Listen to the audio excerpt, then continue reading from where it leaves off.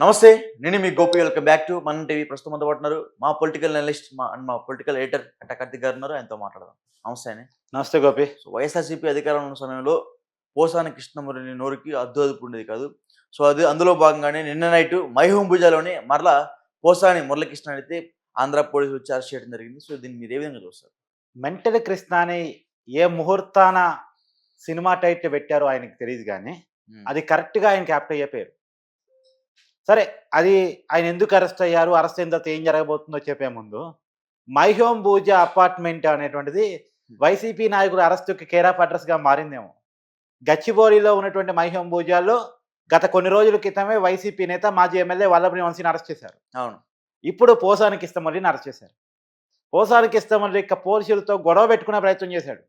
ఎందుకు నా ఇంట్లోకి వచ్చారు, మీరెవరు, మీకు అరెస్ట్ చేసే అధికారం లేదు, నోటీసులు ఇవ్వండి, నేను తర్వాత వస్తాను నోటీసులు చూసుకొని అనేదో గొడవ పెట్టుకునే ప్రయత్నం చేశారు. మొత్తానికి అరెస్ట్ చేసి తీసుకెళ్లారు ఉమ్మడి కడప జిల్లాకు సంబంధించినటువంటి, ప్రస్తుతం అన్నమయ్య జిల్లాకు సంబంధించినటువంటి పోలీసులు.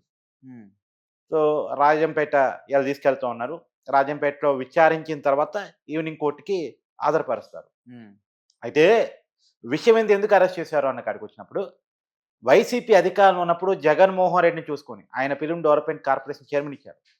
అసలు వైసీపీ అధికారంలో ఉన్నప్పటి నుంచి కాదు, అంతకుముందు టీడీపీ అధికారంలో ఉన్నప్పటి నుంచి కూడా ఆయన నోటికి అడ్డు అదుపులేదు. నిజానికి మంచి రచయిత, మంచి పేరున్నటువంటి వ్యక్తే. ఈవెన్ దో టీడీపీ అధికారంలో ఉన్నప్పుడు నంది అవార్డు ప్రకటిస్తే, అంటే విభజిత ఆంధ్రప్రదేశ్ తొలినాడులో నంది అవార్డు ప్రకటిస్తే, ఆ నంది అవార్డులో కూడా పోసాని కృష్ణమురళికి అవార్డు ఇచ్చారు.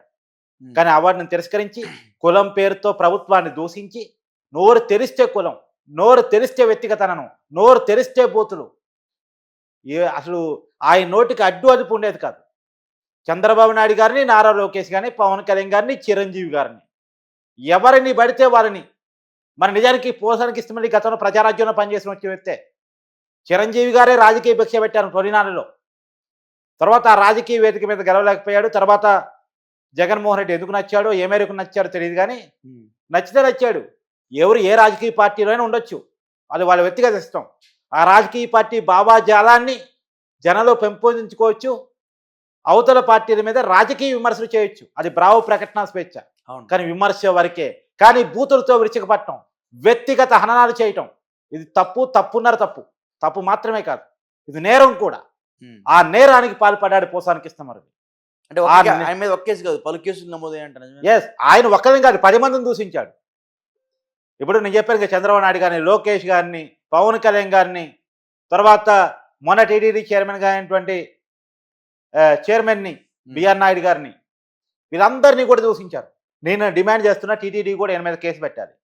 టీటీడీ చైర్మన్ దూషించినప్పుడు టీటీడీ వ్యవస్థ కూడా కేసు పెట్టాలి కదా, పెట్టాల్సిన బాధ్యత కూడా ఉంది కదా.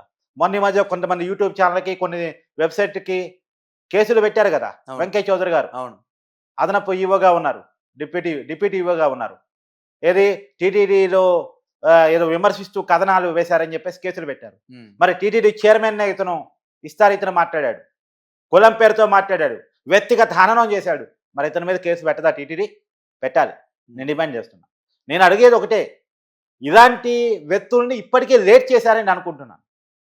అంటే వ్యవస్థలు ఇతను ఏమి చేయకపోవటం ఫలితంగా, చట్టాలు ఏమి చేయకపోవటం ఫలితంగా, రాజకీయ వ్యవస్థలు, శాసన వ్యవస్థలు ఇతను ఏం చేయటం ఫలితంగా, టేక్ ఇట్ ఈస్ గ్రాంటెడ్, సమాజం నన్ను యాక్సెప్ట్ చేస్తుంది, మీడియా నన్ను పిలుస్తుంది, మాట్లాడమంటుంది, బూతులు తిట్టమంటుంది, నేను తిట్టని జనం ఎంజాయ్ చేస్తున్నారు, నాకు పాపులారిటీ పెరుగుతుంది, నాకు ఆల్రెడీ సోషల్ ఇమేజ్ ఉంది, స్టార్డమ్ ఉంది, సెలబ్రిటీ హోదా ఉంది, అది కాకుండా వైసీపీ ఇచ్చిన ఫిలిం డెవలప్మెంట్ కార్పొరేషన్ పదవి ఉంది, జగన్మోహన్ రెడ్డి ఆశీస్సులు ఉన్నాయి, ఆయన ఇచ్చిన ప్యాకేజ్ ఉంది, ఆయన ఇచ్చిన స్క్రిప్ట్ ఉంది.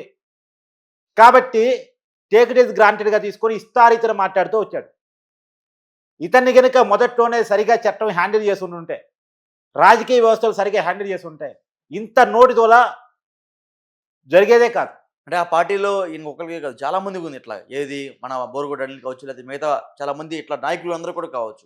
సో విపరీతంగా నోటికి ఇష్టారీతను మాట్లాడే మనం చూడటం జరిగింది గత ప్రభుత్వం. అంటే ఇట్లాంటి వాళ్ళని ఎంకరేజ్ చేసిన పార్టీ, నోటు తిట్టినందుకు పదవులు ఇచ్చే పార్టీ ఉన్నప్పుడు ఖచ్చితంగా తిట్టే వాళ్ళే పెరుగుతారు.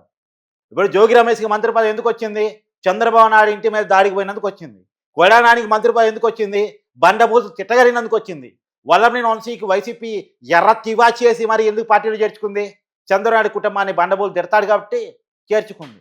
తర్వాత పేర్ని నాని కావచ్చు, ఆర్కే రోజా కావచ్చు, వీరందరికీ మంత్రి పదవులు ఎందుకు వచ్చాయి?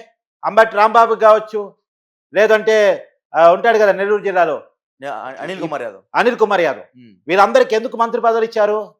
వీళ్ళ పనుల్లో ప్రతిపక్షాలు, అప్పుడు ఉన్నటువంటి ప్రతిపక్షాలు చంద్రబాబు నాయుడు గారిని, లోకేష్ గారిని, పవన్ కళ్యాణ్ గారిని తిట్టడం తప్ప వీళ్ళకి పని ఏమీ లేదు కదా. వీళ్ళకి ఎప్పుడైనా వీళ్ళ శాఖల మీద రివ్యూ పెట్టంగా, ప్రెస్ మీట్ పెట్టంగా ఎప్పుడన్నా ఒక సింగిల్ ప్రెస్ మీట్ చూసావా? సింగిల్ ప్రెస్ మీట్ వాళ్ళ శాఖలకు సంబంధించి పెట్టంగా చూసావా? అభివృద్ధి గురించి సింగిల్ ప్రెస్ మీట్ పెట్టంగా చూసావా? రాష్ట్రంలో ఉన్నటువంటి పరిస్థితుల గురించి, ఖజానా గురించి, ఆర్థిక వివరాల గురించి సింగిల్ ప్రెస్ మీట్ పెట్టంగా చూసావా? ఎందుకు పెట్టేవాళ్ళు ప్రెస్ మీట్లో? తిట్టడానికి పెట్టేవాళ్ళు, తిట్టడానికే పెట్టేవాళ్ళు. అదే తిట్టడాన్ని ఆ పార్టీ ఎంకరేజ్ చేసింది, గౌరవించింది, పదవులు ఇచ్చింది కాబట్టే అటువంటి వాళ్ళు పెరిగారు. అందులో పోసానికి ఇష్టమల్లి కూడా ఒకడు. ఒకనాడు పోసానికి ఇష్టమల్లి కొన్న గౌరవం పోవటానికి అతను నోటి దొరే కారణం. నాలుక 10 విధాలు గోపి, దాన్ని ఎలా మలుచుకుంటే అలా వస్తుంది. ఇప్పుడు నీతి వాక్యాలు చెప్పారనుకో, గౌరవం వస్తుంది. గరిగిపాటి గారు రాగా అవును, నీకు ప్రాబ్లమ్స్ వచ్చినా సమాజం నీకు అండగా నిలబడింది. ఇవాళ నేను అరెస్ట్ చేస్తుంటే అయ్యో పాపం అనేవాళ్ళు లేడు. వాళ్ళ భార్య మీడియా ముందుకు వచ్చి మాట్లాడుతుంటే, ఏమ్మా నీ భర్త మనం మాట్లాడినప్పుడు ఏం చేస్తున్నామని జనం అడుగుతున్నారు. మొన్న వల్లభనేని వంశీ అరెస్ట్ అయినప్పుడు వాళ్ళ భార్య మీడియా ముందుకు వచ్చేసి ఏడుస్తున్నా కానీ మీడియా జనం పట్టించుకోవట్లేదంటే ఎందుకు కారణం ఏంటి? వీళ్ళు చేసిన పనులు, వీళ్ళు తిట్టిన తిట్లు, వీళ్ళ నోటు దూల. ఇప్పుడు చాలామంది తప్పులు చేస్తారు, అరెస్ట్ అయినప్పుడు తప్పులు చేసిన సరే అయ్యో పాపం అని జనం అనుకుంటారు. కానీ వీళ్ళ నోటు దూర కారణంగా వీళ్ళకి అసలు అయ్యో పాపం అనే ఫీలింగ్ కూడా జనంలో రావట్లే.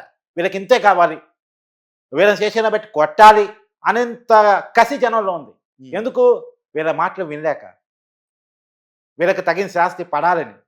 ఇప్పుడు రాంగోపాల్ వర్మకైనా, పోసానికి ఇష్టమల్లికైనా, వల్లభనేని వంశీకైనా, కొడానానికైనా, ద్వారంపూడి చంద్రశేఖర్ రెడ్డికైనా, ఆర్కే రోజాకైనా, అంబటి రాంబాబుకైనా, పేర్ని నానికైనా వీరందరికీ ఒకే రకమైనటువంటి పనిష్మెంట్ని జనం కోరుకుంటున్నారు, జనం డిమాండ్ చేస్తున్నారు. ఇంకా ఈ ప్రభుత్వం లేట్ చేస్తుందేమనే అభిప్రాయం కూడా జనంలో ఉంది.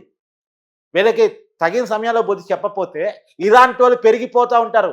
రేపు చిన్న పిల్లలు టీవీ చూడాలంటే భయపడే పరిస్థితికి వస్తుంది. చివరికి రాజకీయాలు అంటే అసహ్యం పుట్టే పరిస్థితికి వస్తుంది. ఇలాంటి రాజకీయ నాయకులను ఈ రాజకీయ సమాజం తయారు చేస్తుంది అనే పరిస్థితికి రాజకీయాలను దిగజేర్చినటువంటి వైసీపీ పార్టీని ఎన్నికల కమిషన్ కూడా చాలా సీరియస్ తీసుకోవాలి. ఇలాంటి వ్యక్తులను ఎంకరేజ్ చేసి, ఇలాంటి వ్యక్తులకు పదవులు ఇచ్చి, ఇలాంటి వ్యక్తులని స్క్రిప్ట్లు ఇచ్చి తిట్టిస్తున్నారు చూసావా ఆడవాళ్ళని. ఇప్పుడు అరెస్ట్ అయిన కేసు ఏంటి అనుకున్నాం? పవన్ కళ్యాణ్ గారి కూతురు తిట్టిన కేసు. పవన్ కళ్యాణ్ గారు తిట్టిన కేసు కాదు. పవన్ కళ్యాణ్ గారు అంటే రాజకీయాల్లో ఉన్నాడబ్బా. పవన్ కళ్యాణ్ గారు కూతురు గురించి మాట్లాడే హక్కు పోసానికి ఇష్టమల్లికి ఎవరిచ్చారు? అవును, నేను బతుకుంటాను, నీ కూతురు కూడా పెరిగి పెద్దదవుతుంది, నువ్వు రక్త కన్నీరు కక్కుంటావు పవన్ కళ్యాణ్ అని చెప్పేసి పోసానికి ఇష్టమల్లి గారు సోమాజీ కూడా ప్రెస్ క్లబ్లో ప్రెస్ మీట్ పెట్టి చెప్పారు. ఎందుకు పవన్ కళ్యాణ్ గారు కూతురు విషయంలో ఇక రాజకీయాల్లోకి రావాలి? ఇంట్లో ఆడవాళ్ళని రాజకీయాల్లోకి ఎందుకు తేవాలి? ఇంట్లో ఆడవాళ్ళని రాజకీయాల్లో తెచ్చేటువంటి కల్చర్ ఏంది అసలు? ఓకే, ఇవాళ రక్త కన్నీరు ఎవరికి కనపడుతుంది? పోసానికి ఇష్టమల్లి కనపడుతుంది. ఇప్పట్లో అప్పట్లో బయట రాడు. వ్యవస్థీకృత నేరాల కింద, వ్యవస్థీకృత నేరాలు మళ్ళా చెప్తున్నాను. ఎందుకు వ్యవస్థీకృత నేరాలు శిక్షణ పెట్టారు అంటే, ఒకటి కాదు, ఒకరి మీద కాదు, కొన్ని వందల మంది కార్యకర్తలు అదే పనిగా తిట్టడం. అంటే 100 మంది తిట్టారంటే తిట్టించిన పార్టీ ఉంది, తిట్టించిన నాయకుడు ఉన్నాడు. కాబట్టి ఇది కావాలని చేసిన కుట్ర. అనుకోకుండా నోరు జారి తిట్టడం కాదు. ఇప్పుడు నేను మాట్లాడుతున్న క్రమంలో అనుకోకుండా ఒక పదం వస్తే అయినా సరే తప్పనాలి. కానీ ఇది అలా కాదు, కావాలని తిట్టడం, కావాలని డిస్కరేజ్ చేయటం, అంటే రాజకీయాల్లోకి వచ్చే వాళ్ళని భయపెట్టడం.